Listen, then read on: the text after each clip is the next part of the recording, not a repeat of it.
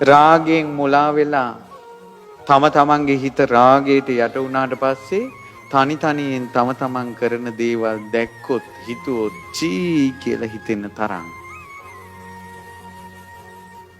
යම් දවසක ඒ රාගේ චී කියලා ඇත්තටම හිතලා නම් විරාගී වෙන්න ඒ සිතවිල්ල වටිනවා.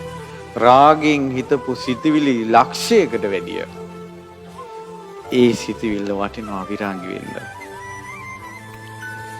තරහෙන් බැනපු දේවල් තරහෙන් කරපු දේවල් තරහෙන් වෙවුලන හැටි මූණ අඳුරු වෙලා යන හැටි ළඟ තියෙන එකෙන් ගහන හැටි නොයෙක් නරක වචන අරන් බයින හැටි සිහි කළොත් රාග තරහ ඇත්තටම තිත්ත වුණොත් මේක එපා මං කවද්ද මේ තරහෙන් නිදහස් වෙන්නේ කියලා යම් දවසක වීත දෝෂී වෙන්න ඒක උපකාරයි.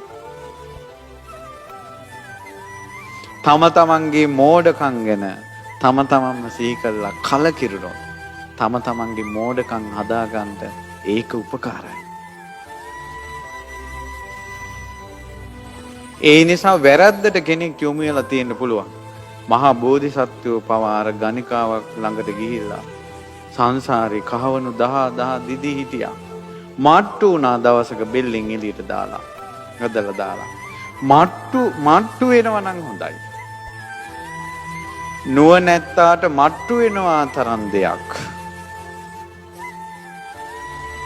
උපක ආජීවකයා ඉස්සරහට එනකොට එත වෙන බුදුරජාණන් වහන්සේට දහම් දෙසන්න තිබ්බනේ උපකට. කාරණා දෙකක් නිසා ධර්මයේ දේශනා කළේ නැහැ. එකක් ඉස්සල්ලාම බණහන පිරිස වෙනයි. අනිත් එක තමයි උපකට ඥානෙ එන්නේ මට්ටු වෙන්න ඕන ගෑනුවෙක්ගෙන්. ඒ නිසා උපක එක හිතවත් වෙලා උපක යැව්වා. ගිහිල්ලා අර කලුගෙන් බැනුම් අහගෙන තිත්ත බැනුම් අහගෙන එපා වෙලා ආවා. එදාට දහම් දෙසුව අවබෝධ කළා. මම මේ කියන්නේ අවබෝධයෙන් කෙලෙස් වලට කලකිරීම අවශ්‍යයි නිවන පිණිස. ඔය වගේ වැඩපිළිවෙලක යෙදීමෙන් නිවන උපදින්නේ අටපිරිකර පූජා කර කර සාදු කීමෙන් නෙවෙයි. මේ වනාහි විදර්ශනාවයි. මේ වනාහි ප්‍රඥාවයි. මේ වනාහි ඥානයයි. මේ වනාහි හැකියාවයි. කෙලෙස් වලට ගරහන්න පුළුවන් බව. පින්කමකට ගිහිල්ලා නම කියවෙන්නේ නැතකොට මගේ නම කිව්වේ නෑ කියලා හිතනවට වැඩිය හොඳ නැද්ද? මගේ නමට මං කොච්චර ආසාව වෙලාද මෙතන. චීක් මේ නම කියව ගන්න එක කියලා චී කියලා හිතුනොත් සංසාර ඒව පුරුද්දට යනවා. ඊට පස්සේ ඉක්මනට කෙලෙස් අත්හරින්න පුළුවන්. උදාහරණයක් ගත්තොත් සාරිපුත්තයන් වහන්සේ ඔහොම කලකිරිලා තිනවනේ සසරේ කෙලෙස් වලට.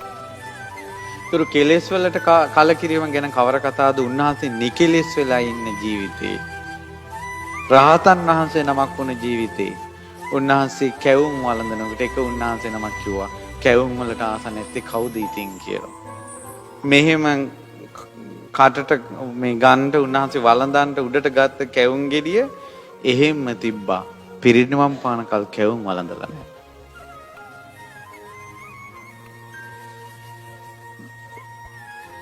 අපේ ජීවිත දිහා බලන්න කොච්චර එපා කිය බැන ආයෙ පස්සේ යනවාද? උඹ නම් එපා කියලා ආයෙ කොච්චර මැසේජ් යවනවාද? එපා නොවන බව. කෙලෙසේ එපා කරගන්න ඇතුලේ.